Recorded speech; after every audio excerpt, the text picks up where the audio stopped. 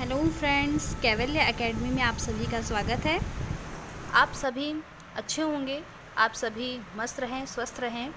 माँ भारती आप सभी की रक्षा करे। कोरोना से लड़ने के लिए आप सभी को आत्मबल प्रदान करें। हम अब तक पढ़ चुके थे भारत के संवैधानिक इतिहास को।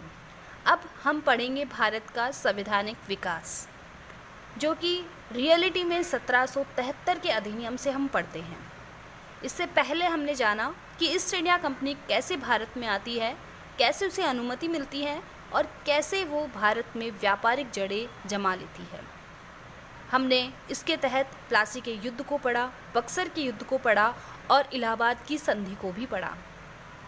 अब इसी क्रम में हम आगे पढ़ते हैं। रॉबर्ट क्लाइव, जो कि भारत में ब्रिटिश साम्राज्य के पिता कहलाते हैं।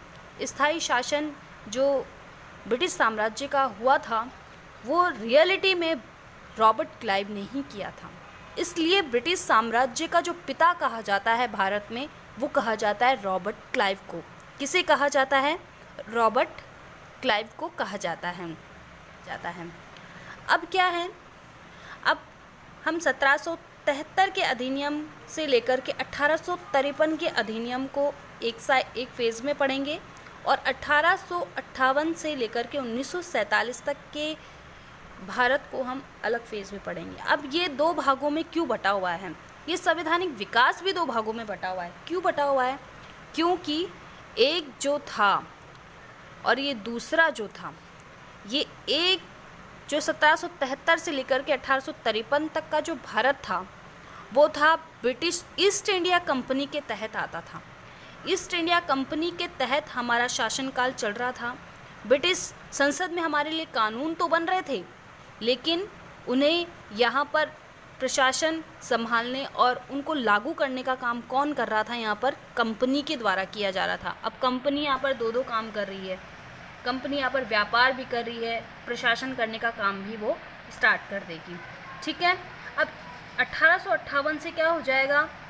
1857 की क्रांति आपको पता ही है। इसके द्वारा क्या हो जाता है? ईस्ट इंडिया कंपनी का शासन समाप्त हो जाता है और सीधे ब्रिटिशर्स के हाथों में हमारी सत्ता चली जाती है और 58 से लेकर के 47 तक हम फिर ब्रिटिश साम्राज्य के संरक्षण में भारत हमारा आता है। उसी के अंतर्गत सारे अधिनियम बनते हैं, एक्ट बनते हैं। 1773 का जो रेगुलेटिंग एक्ट था, ये स्टार्ट होता है पहले तो 1773, फिर ये सारा फ्लो जो आप इसका स्क्रीनशॉट ले लीजिएगा। ठीक है।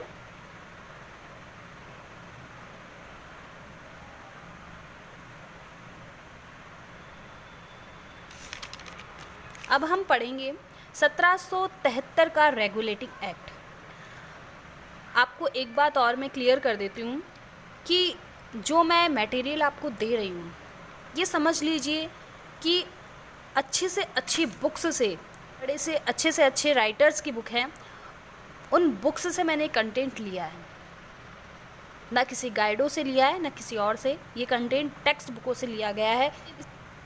इस बात को मैं श्योरली कहती हूँ कि इस टॉपिक के अंदर से, इसके बाहर से आपको कहीं और से क्वेश्चन या कहीं और से पढ़ने की कोई आवश्यकता नहीं है। इसलिए आप इसके अंदर से जो पढ़ेंगे, आई एम श्योर कि आपको सारे क्वेश्चन इस वीडियो में कवर होंगे। ठीक है।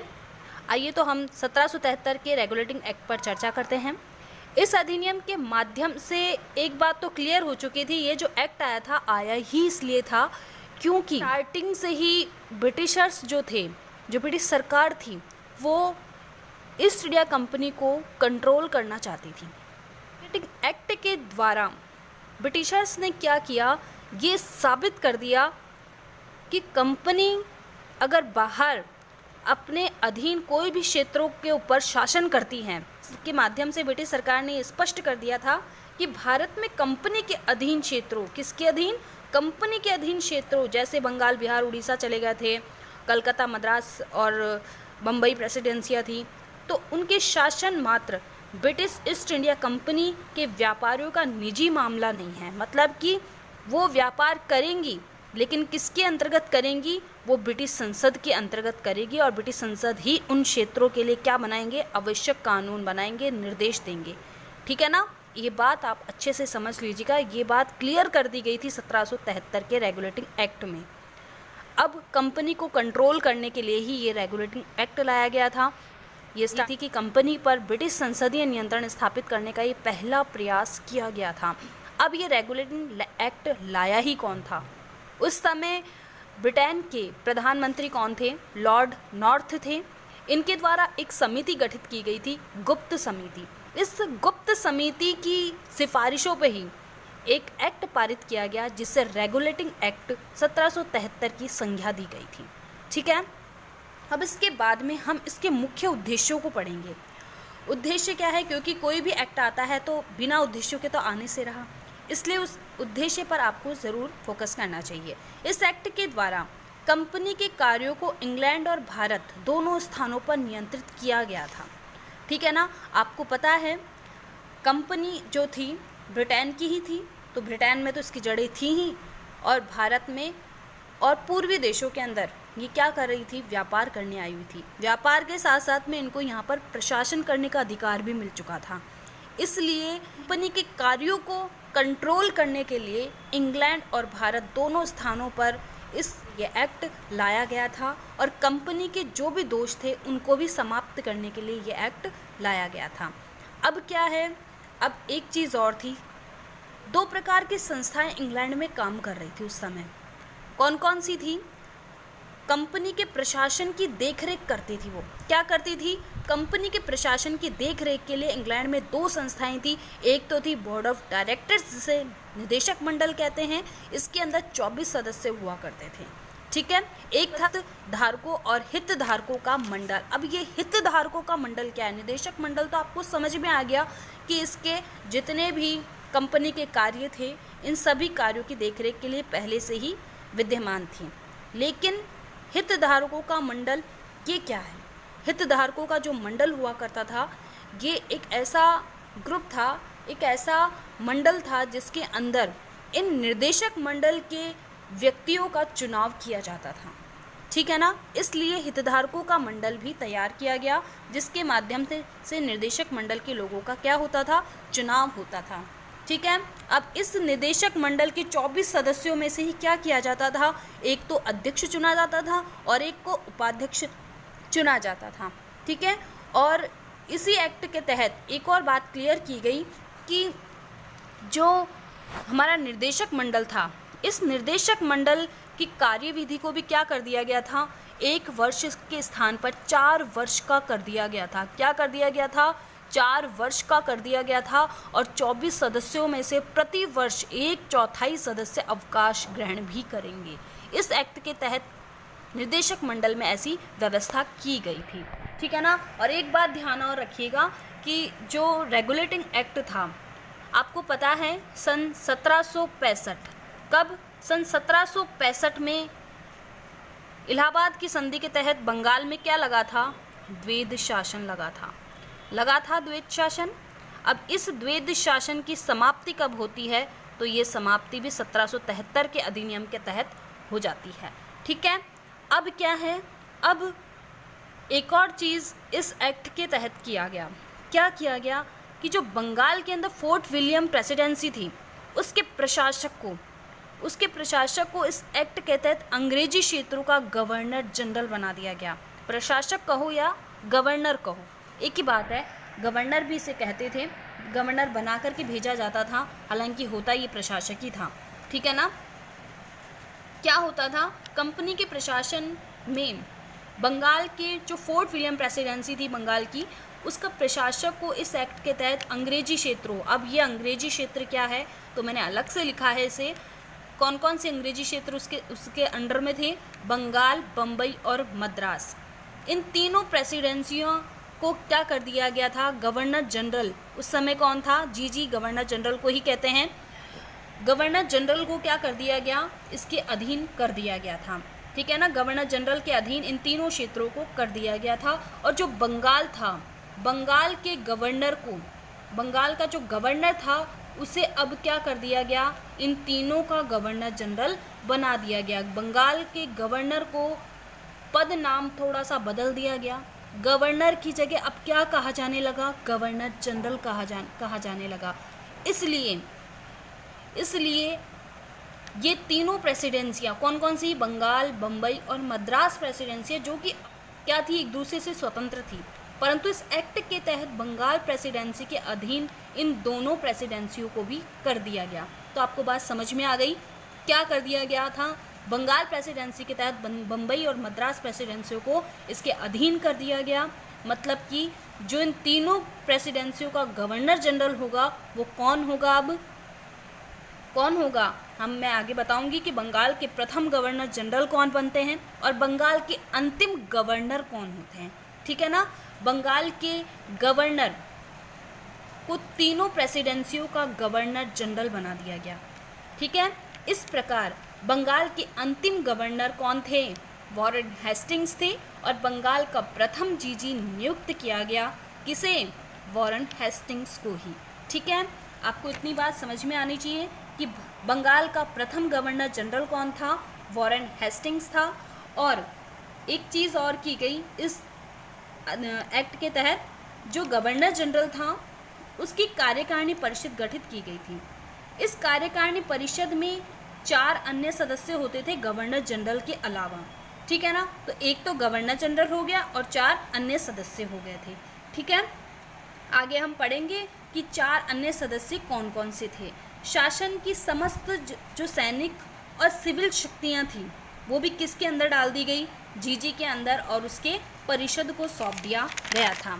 ठीक है, अब क्या है, अब इसके कार्यकारिणी परिषद के अंदर क्या किया गया, जो निर्णायक मत होता है, आज भी निर्णायक मत होता है, हमारी जो लोकसभा है उसके अंदर निर्णायक मत देने का अधिकार राज्यसभा के अंदर उपराष्ट्रपति को, और लोकसभा के अंदर हमारे लोकसभा स्पीकर को निर्णायक मत देने का अधिकार तब होता है जब मत क्या हो जाता है, बराबर की स्थिति में आ जाता है और एक वोट कम पड़ जाता है। ऐसी स्थिति में निर्णायक मत देने का अधिकार दिया जाता है। अब क्या है, इस एक्ट के तहत निर्णय में बहुमत होने पर क्या, अगर ज़्यादा बहुमत हो चुका है और निर्णय हो ही नहीं पा रहा है तो क्या है, निर्णायक मत देने का अधिकार भी किसको दे दिया गया है, गवर्नर जनरल को दे दिया गया है। ठीक है, अब क्या है, फ्रांसिस हैं सदस्य, कार्यकारिणी परिषद के 4 सदस्य कौन कौन से हैं, फिलिप फ्रांसिस, क्लेवरिंग, मॉनसन और बरवेल है। ठीक है, इन चारों सदस्यों को आप अच्छे से याद कर लीजिएगा, क्योंकि काफ़ी बार कई क्वेश्चनों में, एग्जामों में पूछा जाता है कि कार्यकारिणी परिषद के 4 सदस्यों में से कौन सा नहीं था। ठीक है, तो आप इन चारों सदस्यों का नाम हमेशा याद रखिएगा। और उस समय इनका जो गवर्नर था बंगाल का, बम्बई और मद्रास प्रेसिडेंसियों का, कौन था, बंगाल का प्रथम गवर्नर जनरल 1773 अधिनियम के तहत कौन बना, 1773 अधिनियम के तहत वॉरेन हेस्टिंग्स बने थे। ठीक है, अब क्या है, अब इस एक्ट के द्वारा कंपनी के कर्मचारियों को, अब कर्मचारियों के ऊपर भी हमारी ब्रिटिश सरकार क्या कर रही है, ब्रिटिश सरकार क्या करेगी, प्रतिबंध लगाएगी। कंपनी के ऊपर तो वैसे ही लगा रही है, लेकिन कर्मचारियों के ऊपर भी क्या करेगी, प्रतिबंध लगाएगी। इस एक्ट के तहत कर्मचारियों पर बिना लाइसेंस के व्यापार करने पर रोक लगा दी गई, कर्मचारियों के ऊपर। ठीक है ना, उनके पास लाइसेंस होना चाहिए, वो भी ब्रिटिश सरकार के द्वारा दिया गया। तो ब्रिटिश सरकार के द्वारा दिया गया लाइसेंस प्राप्त ही क्या कर सकता है, भारत में जाकर के व्यापार कर सकता है। और अगर कंपनी के जितने भी कर्मचारी हैं वो भारत में किसी भी राजे रजवाड़े से या किसी भी व्यक्ति से उपहार नहीं लेंगे, क्योंकि उपहार लेने का मतलब है रिश्वत लेना।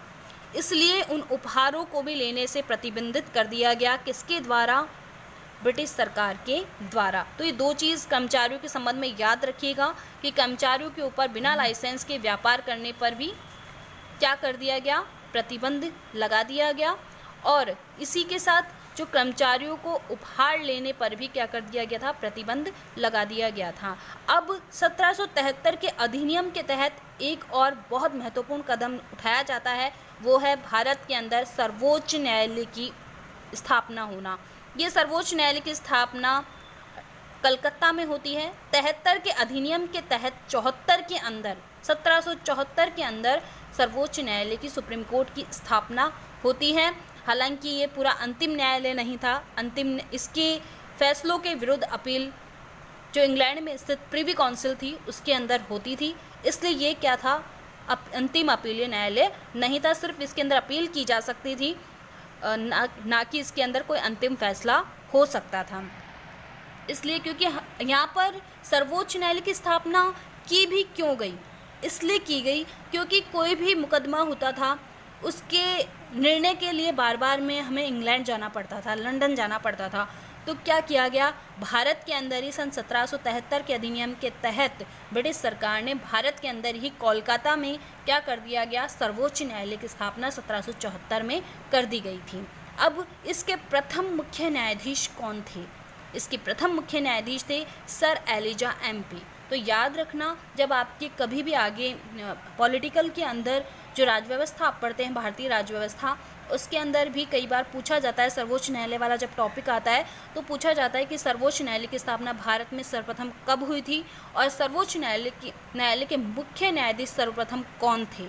तो याद रखना वो सर्वप्रथम कौन थे, सर एलिजा एमपी थे। सन 1935 के अधिनियम के तहत जो संघीय न्यायालय की स्थापना हमारे यहाँ होती है, उस संघीय न्यायालय के प्रथम न्यायाधीश कौन होते हैं, मॉरिस वेयर होते हैं। इसलिए उन चीज़ों को आप थोड़ा सा डिफरेंट करके पढ़ें, ठीक है। अब क्या है, 3 अन्य न्यायाधीश भी इसमें चुने जाते हैं। उन तीनों अन्य न्यायाधीशों का नाम क्या है, एक तो चैम्बर्स था, लिमिस्टर था और हाइट था। कौन कौन थे, चैम्बर्स, लिमिस्टर और हाइट थे। एक बार किसी एग्ज़ाम में ये क्वेश्चन पूछा भी गया था कि जब सुप्रीम कोर्ट की सन 1774 में स्थापना की गई तो एलिजा एमपे के अलावा जो 3 अन्य न्यायाधीश थे वे कौन कौन हैं, और इन तीनों को दे रखा था और एक ऑप्शन नहीं दे रखा था। एक ऑप्शन जो था वो गलत था। तो उसके अंदर आपको ये चीज़ ध्यान में रखनी है, इन तीनों न्यायाधीशों का नाम आपको ध्यान में रखना होगा, ठीक है। अब ये जो न्यायालय था ये सिर्फ अभिलेखीय न्यायालय था। इसके फैसलों के विरुद्ध अपील इंग्लैंड स्थित प्रिवी काउंसिल में की जा सकती थी। आशा है आपको ये टॉपिक बहुत अच्छा लगा होगा, किया गया ये प्रयास अच्छा लग रहा है। तो प्लीज़ इस वीडियो को लाइक करें, शेयर करें, कमेंट करें एंड मुझे बताएं कि आपको ये टॉपिक कैसा लगा। Please and thank you. जय हिंद, जय भारत।